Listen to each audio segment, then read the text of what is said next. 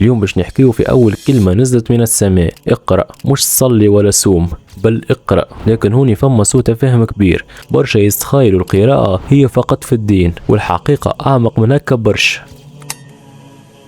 ربي كيف قال اقرأ ما حددش مادة معينة. القراءة هي في الدين، في العلم، في التكنولوجيا، وفي فهم الكون. تقرأ باش تفهمه، باش تطور خدمتك، وباش تفهم تاريخك. القراءة هي عمار الأرض. أجدادنا بارعوا في الفلك والطب، خاطرهم فهموا إنه اقرأ هي مفتاح لكل علم نافع. من كتب التفسير والتدبر كما الطبري وابن كثير اللي حلوا العقل للصوارح العلمية اللي تشرح القلب. في المملكة العربية السعودية كيف مكتبة الملك فهد الوطنية ومكتبة الحرم المكي. البلايص هذم فيهم ملايين الكتب اللي تجمع علوم الدنيا والآخرة. يا رب ارزقنا وارزق كل واحد يشاهد في الفيديو زيارة للبلايص المقدسة، ونكحلوا عيننا بالعلم والإيمان في أحلى مكان.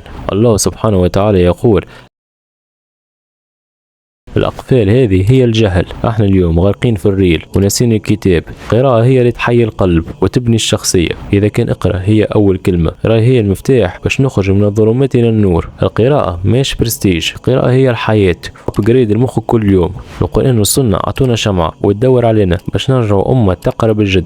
لو كل واحد يكتب لي اسم كتاب ديني ولا علمي ولا ثقافي اقراه وبدلوا تفكيره. شاركونا معلوماتكم خلينا نستفادوا الناس الكل، وما تنسوش اللايك والبارتاج باش يوصل العلم للناس الكل. دمتم في رعاية الله.